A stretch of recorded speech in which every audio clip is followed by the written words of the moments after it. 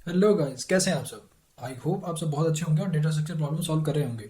और आपने ये वीडियो भी देखा होगा जिसमें हमने डिस्कस किया था कि क्या सही तरीका है डेटा स्ट्रक्चर को अप्रोच करने का, और कैसे कम्युनिटी और आपके दोस्त एक कैटलिस्ट की तरह काम कर सकते हैं आपकी जर्नी में। तो गाइज, आपने देख ही लिया होगा थंबनेल में कि आज हम किस टॉपिक पर डिस्कस करने जा रहे हैं। प्रोग्रामिंग का एक बहुत ही स्ट्रॉन्ग कंसेप्ट है ये। जी हाँ। और बहुत ही कॉम्प्लेक्स प्रॉब्लम्स को बड़ी इजीली सॉल्व कर देता है, बहुत ज़्यादा रिलायबल है और बहुत ज़्यादा आसान है इसे सीखना। लेकिन होता क्या है कि जब हम स्टार्ट करने जा रहे होते हैं, हम रिकर्जन की बात करें तो जब हम रिकर्जन स्टार्ट करने जा रहे होते हैं तो एक प्रिजुडाइज हो जाता है दिमाग में। हमारे कुछ फ्रेंड्स या सीनियर्स पहले कर चुके होते हैं जिन्हें ये टफ लगा होता है स्टार्टिंग में। तो वहाँ से हमें लगता है कि रिकर्जन तो बहुत ही ज़्यादा टफ टॉपिक है और इसे हम सॉल्व नहीं कर पाएंगे। तो उस केस में क्या करते हैं, हम फिबोनाची, फैक्टोरियल या थोड़े और अच्छे लेवल के क्वेश्चंस को हम बार बार देखते हैं और उन्हें हम याद कर लेते हैं कि अच्छा ये प्रोग्राम ऐसे कर रहा है, हम उसका कोड समझ लेते हैं। बहुत सी बार हम रिकर्सिव ट्री ड्रॉ करके उसके फंक्शन भी समझ लेते हैं। लेकिन सबसे ज़्यादा ज़रूरी होता है कि हमें इंट्यूटिव होना पड़ता है रिकर्सिव प्रॉब्लम सॉल्व करने के लिए। तो गाइज, जब हम रिकर्जन स्टार्ट करते हैं तो हम सबसे पहला प्रोग्राम ही करते हैं फिबोनाची या फैक्टोरियल का। तो उस केस में स्टार्टिंग में तो बड़ा आसान लगता है कि दो ही स्टेप लिखनी है और तीसरे स्टेप में वापस रिकर्सिव कॉल करनी है। तो कोई ज़्यादा टफ होने वाला है नहीं, ऐसे ही बोलते थे सीनियर्स तो। लेकिन फिर जब धीरे धीरे हम समझने लगते हैं कि स्टैक में कैसे काम करता है तो हम वो चीज़ भी एक बार को समझ लेते हैं। और फिर कुछ जो स्टैंडर्ड प्रॉब्लम्स है वो भी हम सॉल्व कर लेते हैं। लेकिन प्रॉब्लम तब आती है जब कुछ चार पांच क्वेश्चंस करने के बाद फिर भी हमारे पास एक बेसिक सा कोई नया प्रोग्राम आता है और हम उसे सॉल्व नहीं कर पाते। तो ऐसा क्यों? ऐसा इसलिए क्योंकि हमारा इंट्यूशन डेवलप नहीं हो पाया अभी तक, जो कि एक रिकर्सिव प्रॉब्लम के लिए होना चाहिए था। तो हम अभी डिस्कस करते हैं प्रिंसिपल ऑफ मैथमेटिकल इंडक्शन, जो हमने 11th या 12th क्लास में पढ़ा था। उसी के ऊपर पूरा हमारा रिकर्जन बेस्ड होता है कि हमें रिकर्सिव कोड लिखना कैसे। तो उससे पहले हम ये समझ लेते हैं कि रिकर्शन की ज़रूरत क्यों पड़ी। देखो, बहुत सी बार ऐसा होता है कि एक ही स्टेटमेंट हमें बार बार एग्जीक्यूट कराना होता है। तो अगर एक ही स्टेटमेंट बार बार एग्जीक्यूट कराना है तो इसके लिए तो लूप भी है। तो फिर लूप क्यों यूज़ नहीं करें। फॉर एग्जाम्पल, अगर हमें नंबर प्रिंट कराना है from N to one, like 5 दिया हुआ है, 5 4 3 2 1 प्रिंट कराना है, तो हम फोर लूप बहुत ही आसानी से यूज़ कर सकते हैं। जी हाँ, कर सकते हैं। लेकिन बहुत से ऐसे प्रॉब्लम्स जैसे कि ट्री, जब हम ट्री डेटा स्ट्रक्चर सॉल्व करते हैं तो उसको अगर हम ट्रेवर्स करना चाहेंगे लूप की हेल्प से तो वो बहुत ही ज़्यादा डिफिकल्ट काम है। और वहाँ पे रिकर्शन में सिर्फ एक स्टेप लिखना और बाकी आगे पूरा का पूरा काम रिकर्शन पे छोड़ देना, ये बहुत आसान हो जाता है। तो इसलिए हमें रिकर्शन समझना बहुत ज़रूरी है, क्योंकि बड़े बड़े कॉम्प्लेक्स प्रॉब्लम्स को ये छोटे छोटे पार्ट्स में तोड़ देता है। तो गाइज, इसीलिए रिकर्शन एक बहुत ही स्ट्रॉन्ग और पावरफुल कंसेप्ट है प्रोग्रामिंग का। और रिकर्शन की हेल्प से हम बहुत ही बड़े बड़े प्रॉब्लम्स को बहुत आसानी से सॉल्व कर सकते हैं, जिन्हें अगर हम लूप की हेल्प से करने की कोशिश करेंगे तो बहुत ज़्यादा कॉम्प्लेक्स हो जाएगी हमारी पूरी की पूरी एल्गोरिदम। तो इसलिए रिकर्जन को हम यूज़ करते हैं। तो आइए डिस्कस करते हैं प्रिंसिपल ऑफ मैथमेटिकल इंडक्शन पे ये कैसे बेस्ड है। तो प्रिंसिपल ऑफ मैथमेटिकल इंडक्शन क्या कहता है कि एक कोई वैल्यू है हमारे पास के, अगर उसके लिए हमारा कोई स्टेटमेंट ट्रू है तो हम ये अज्यूम करेंगे कि वैल्यू के प्लस वन के लिए भी हमारा सोल्यूशन ट्रू होगा। इतना आपको समझ आया? अब हम रिकर्जन में इसको लेके जाते हैं। इतना आप याद रखना कि मैंने क्या कहा।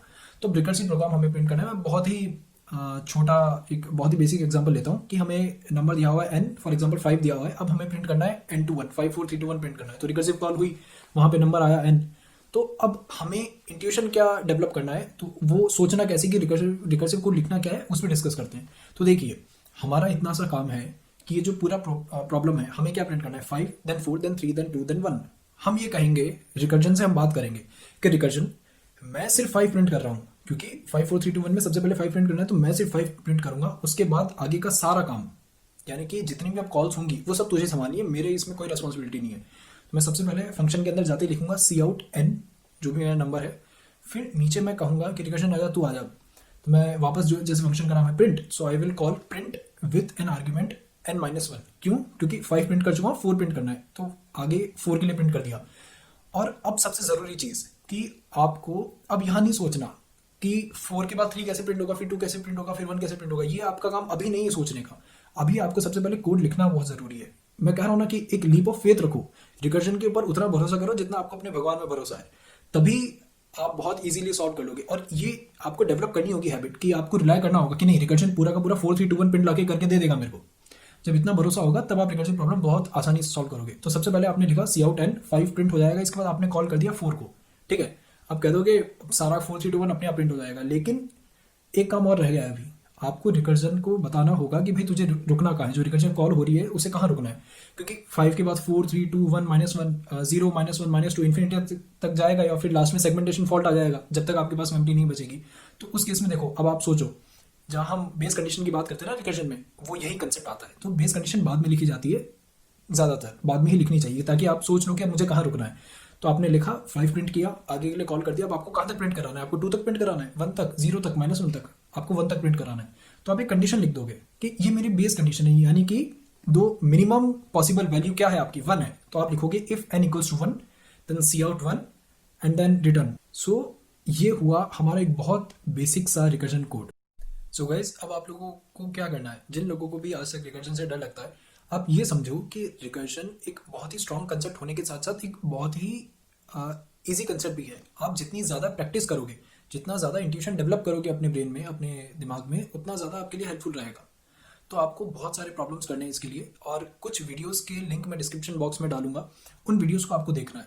वो कुछ चैनल्स के वीडियोस हैं, पर्टिकुलरली रिकर्जन जब स्टार्ट करते हैं उन्हीं के लिए हैं वो, उन सभी वीडियोस को आप देखना। तो जब 3-4 लोग आपको एक ही चीज़ समझाएंगे ना, अलग अलग तरीके से, तो आपके ब्रेन में वो इंट्यूशन डेवलप होने लगेगा कि अच्छा हाँ, मुझे ऐसे अप्रोच करना है उस चीज़ को। और कॉपी पेन में नोट्स बनाना, ताकि आपके दिमाग में वो बात जाए कि हाँ, इंट्यूशन डेवलप करने के लिए मुझे ये चीज़ें इस तरह से सोचना होगा। आप ये समझो, सिर्फ प्रॉब्लम एक है, उसका सोल्यूशन देख लिया या सॉल्व कर लिया, उससे नहीं होगा। आपको जब डेवलप करनी है तो आपकी मसल मेमोरी, वो ब्रेन मेमोरी, वो चीज़ जानी चाहिए कि डेवलप कैसे होगा। तो कॉपी पेन में नोट्स बनाओ, लिखो, उन वीडियोस को देखो। आप 3-4 वीडियोस हैं अलग अलग चैनल्स की, मैं वो डाल दूंगा। उसी के साथ साथ मैं यहाँ डिस्क्रिप्शन बॉक्स में कुछ क्वेश्चंस के लिंक डालूंगा, जो गीक्स और गीक्स के ऊपर या तो एमसीक्यू हैं या फिर बहुत ही बेसिक प्रॉब्लम्स हैं रिकर्जन की। जब आप उनको सॉल्व करोगे तो आपका कॉन्फिडेंस बिल्डअप होगा। आपका बेसिक स्ट्रांग होना बहुत ज़रूरी है। अगर आप सीधा उस पर चले जाओगे ट्री के किसी क्वेश्चन के ऊपर, उसे सॉल्व करने के अंदर, तो आपका बेसिक स्ट्रांग नहीं होगा। वो क्वेश्चन तो शायद हो सकता है आपको सॉल्व हो जाए, इंटरव्यू में अगर सेम आ गया तो ठीक है, आप लकी रहे तो हो जाएगा। लेकिन अगर आपको डायनामिक प्रोग्रामिंग करनी है, आपको बैक ट्रैकिंग करनी है, तो उसका बेसिक फंडामेंटल है रिकर्जन। तो रिकर्जन स्ट्रांग होना बहुत ज़रूरी है। ये एक प्रोग्रामिंग कंसेप्ट है और इसे सीखना बहुत ही आसान है, बस आपको प्रैक्टिस करनी है। जैसे मैथ्स की कोई भी प्रॉब्लम होती है, आप अगर सोल्यूशन देख लो, चीज़ आ गई, सेम क्वेश्चन आ गया तो ठीक है, नहीं आया तो आपको प्रॉब्लम हो जाएगी। उसी तरीके से आपको यहाँ सॉल्व करना होगा, इंट्यूशन बनाना होगा कि मुझे प्रॉब्लम को अप्रोच कैसे करना है। और अगर आप स्पेशली फैंग के लिए अप्रोच कर रहे हो, फेसबुक, अमेजॉन, माइक्रोसॉफ्ट, गूगल, इनके लिए, और इसमें आप अगर बिना रिकर्जन किए गए आपने सोचा कि कोई प्रॉब्लम आएगी और आप हैंड टू हैंड आधे घंटे के अंदर सॉल्व कर दोगे उसे with the help of loops, तो आप बड़ी गलती कर रहे हो। ये आपका मिसकंसेप्शन है, ऐसा मत करना। रिकर्जन सॉल्व करके जाना। एंड गाइज सॉरी, वीडियो आने में थोड़ा लेट हो गया। मैं अपने एक प्रोजेक्ट के ऊपर काम कर रहा था, तो उसमें काफ़ी ज़्यादा दिन का पूरा टाइम उसी में निकल रहा था मेरा, करीबन 8-10 दिन में। काफ़ी हेक्टिक रहा मेरा time, so sorry for that. I will try कि नेक्स्ट टाइम वीडियो जल्दी आ जाए थोड़ा। बट अगर आपको उसके बीच कोई भी इशू आता है, कोई भी परेशानी आती है, रिकर्जन ही नहीं किसी और टॉपिक में भी, तो आप ज़रूर कमेंट कीजिए। फेसबुक पे आप कमेंट कीजिए, यहाँ कमेंट कीजिए, लिंक्डइन पे आप शेयर कीजिए मेरे साथ क्या इशू है, या मेल आईडी प्रोवाइड करी रखी मैंने, उस पर आप मेरे साथ कनेक्ट कर सकते हैं। So all the best guys, see you.